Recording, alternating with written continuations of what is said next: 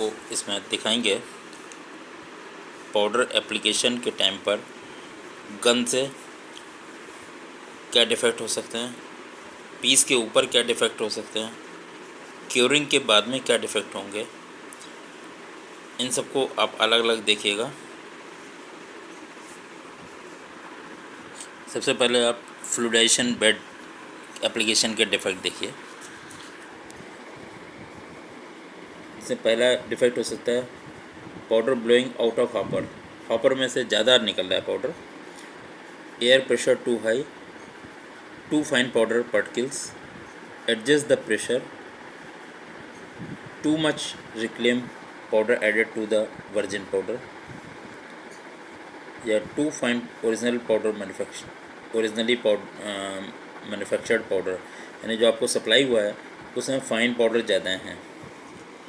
दूसरा हो सकता है इनएडिक्वेट air percolation through the powder, यानी हॉपर मतलब ठीक से पाउडर फ्लूइडाइज नहीं हो रहा है, बेसिकली इसका कारण ये है। Insufficient air pressure, plugged membrane, compacted powder यानी सॉफ्ट लम्प्स हो सकते हैं, पाउडर लेवल टू हाई यानी जो आपका हॉपर है उसमें आपने ज़्यादा पाउडर भर दिया है। Check airline, check the membrane, loosen the powder manually, adjust powder level. Then powder lumps अगर कंटेनर में है तो इसके कारण हो सकते हैं powder stored for a long time, काफ़ी लंबा पाउडर रखा हुआ है या उसकी जो स्टोर की कंडीशन है वो ठीक नहीं है, तो इसको कुछ नहीं करना आपको 250 माइक्रोन या 140 मैस के जाली से इसको आप। अब आपको हम दिखा रहे हैं इलेक्ट्रोस्टैटिक गन से ऑपरेशन के टाइम पे क्या क्या दिक्कतें आएंगी। फ्लोकुलेशन इन दी कोटिंग थिकनेस, यानी फ्लोकुलेशन होता है बेसिकली एग्रीगेट्स होते हैं, सॉफ्ट लम्प फॉर्म हो जाते हैं।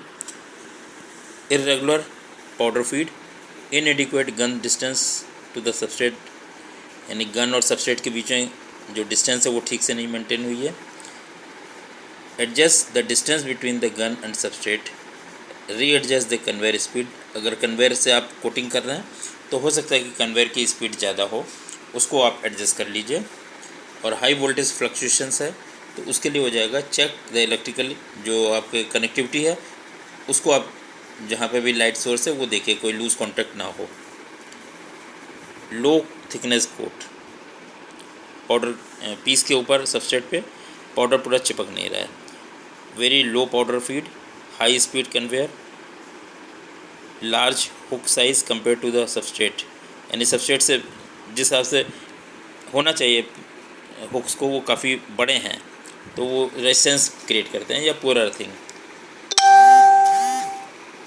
Check earth connections, all contact area must be free of powder built up या ग्रीस और any other insulating material.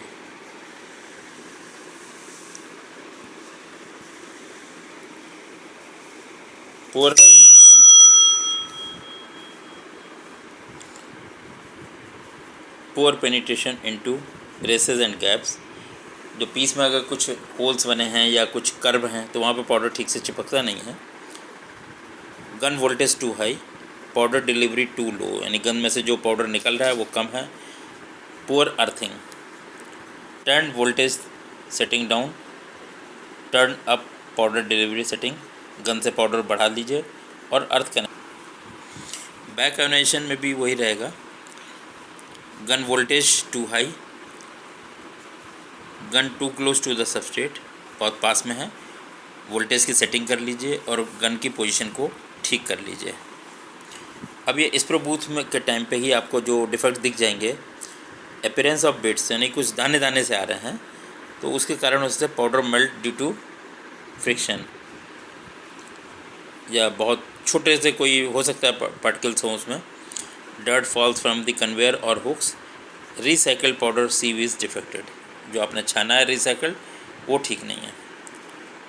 Reduced inclined and angle of the powder hoses, always clean conveyor and hooks, gun adjust the और change recycle powder सीव, जो आपने जिस सीव से हो सकता है वो सीव ही डिफेक्टिव हो तो जिससे आपने पाउडर छाना है वो गंदी हो, उसको साफ़ लगाइए। दूसरी, पिन होल अगर आ रहे हैं तो powder is contaminated with another powder.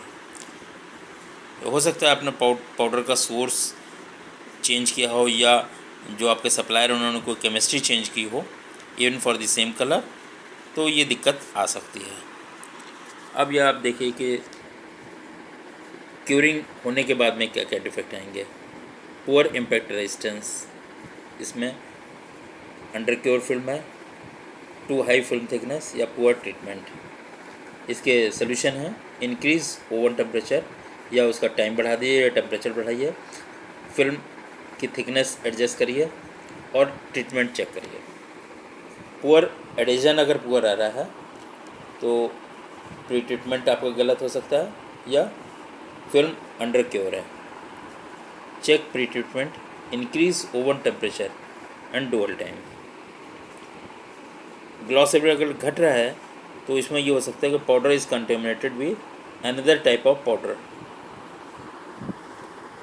High thickness, इसमें टेम्परेचर ज़्यादा दिया गया है या क्योरिंग टाइम भी बड़ा ज़्यादा है, तो भी ऐसा दिक्कत आ सकता है।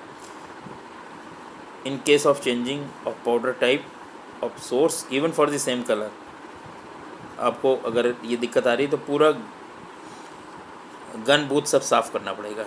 Adjust curing temperature and adjust curing time. Increase in gloss level, increase in gloss level इस केस में होगा, पूरे पीस पे नहीं होगा, हो सकता है कहीं कहीं पैचेस टाइप में ये आएगा। Then powder is contaminated with another powder, grease और ऑयल कुछ सब सरफेस पे हो सकता है, या जो एयर आ रही है उसमें भी पानी हो सकता है, जो कंप्रेस्ड एयर आ रही है।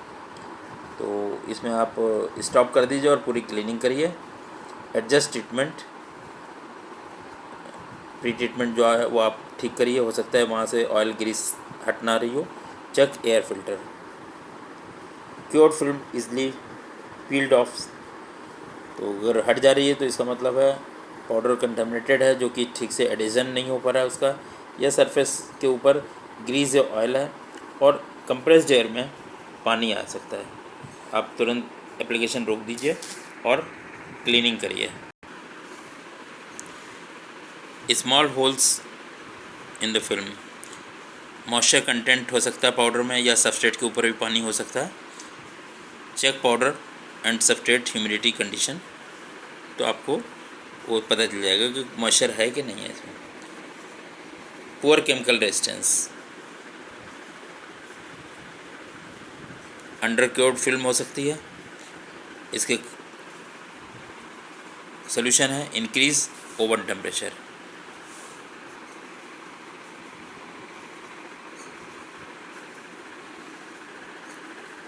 थैंक यू दोस्तों।